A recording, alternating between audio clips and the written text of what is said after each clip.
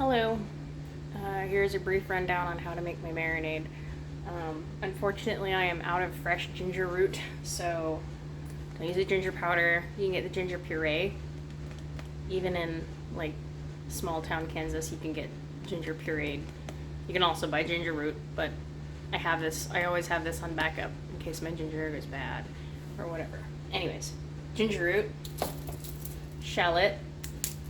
You could use onion, but you'd have to use a lot less. You'd have to use like a quarter of a medium onion. And I'm going to say 3/4 of a bulb of garlic. Red pepper flakes for taste. Brown sugar. Soy sauce. And hold for 1 second.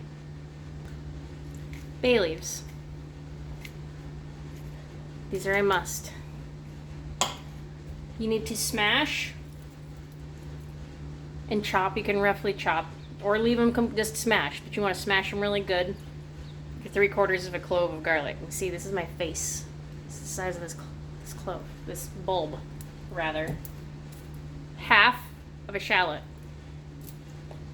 And about, I'd say a tablespoon and a half of ginger puree, which would be about a thumb length of an inch round of ginger, and you just peel it with a spoon and just chop it into matchsticks. You're going to use about a cup to a cup and a half of soy sauce, only the best. You can use sweet soy sauce, Likumki or ABC is the best, but I prefer Kikkoman, regular, not the sweet. If you use the sweetened soy sauce, then you don't have to measure your brown sugar, which I don't measure my brown sugar anyways. I take a handful, which I typically would say that's a cup. And this, of course, you're gonna add just enough water to make sure all of your meat is submerged. I'm gonna get to what I said I was gonna do. So let me show you how, when I say you crush garlic, you crush garlic. I'm gonna peel on and everything. The peel comes right off. Since this was a chunky clove, I'm gonna chop this a little. So let me see if you can see.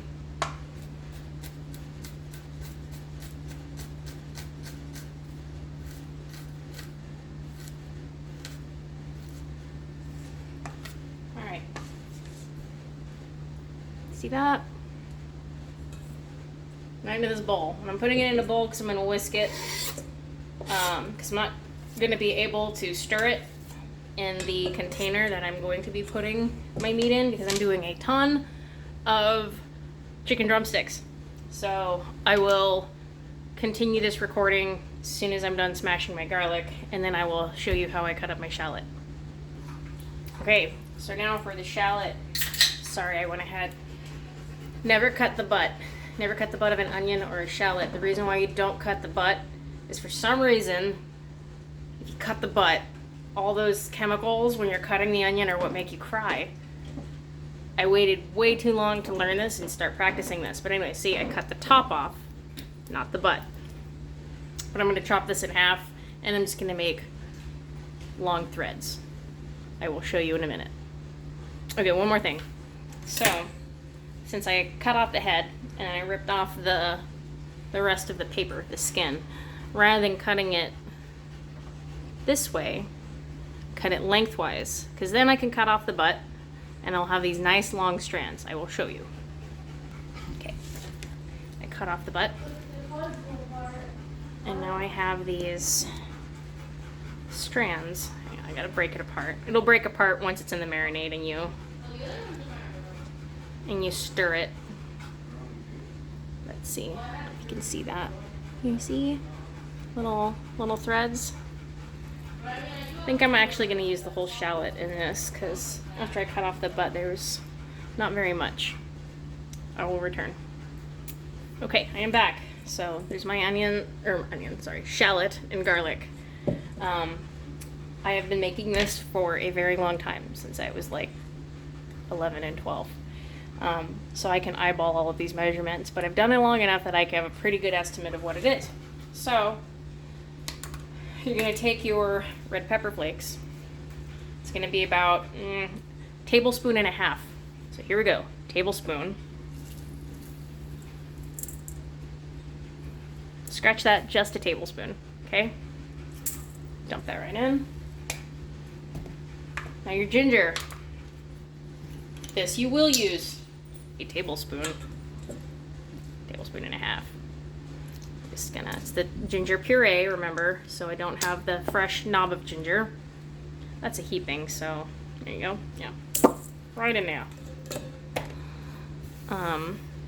Next,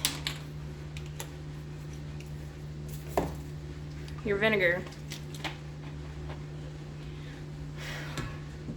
Measurements again. Most vinegar will all have the same size cap. It's like this same cap that's on a milk jug, like the paper jug, and it's also the same on a glass bottle. It's the same on this plastic bottle. It's the same as a soda cap. I usually do like 2 or 3. So, I mean, I know how it sounds by the splash. You do not. So, another tablespoon.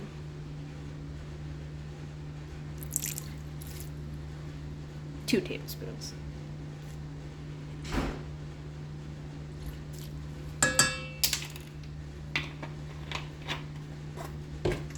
Brown sugar.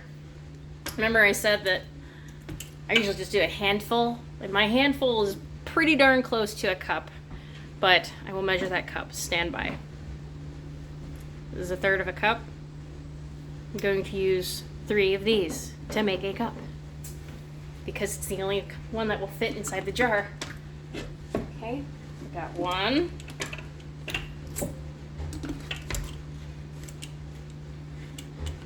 2.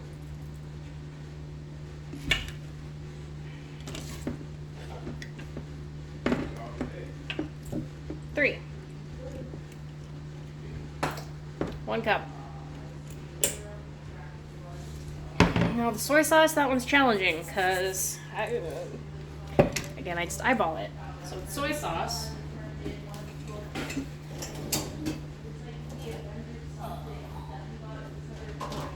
actually gonna use the 1 cup measure, the one that doesn't fit in the jars.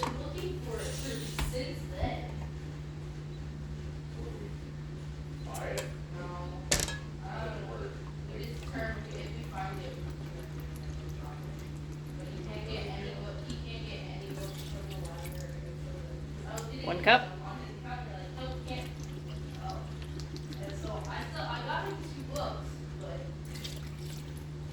2 cups. All right. I'm gonna whisk this, and then I'm going to add 3 bay leaves.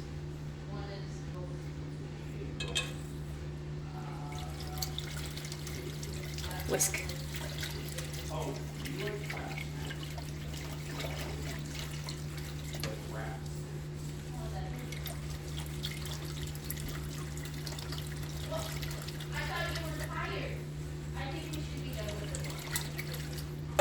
Bay leaves. That's a stupid top to have on the bay leaves. Have you seen this? Anyways. Wait. You want 3 whole leaves. 1. Oh, 2, 3.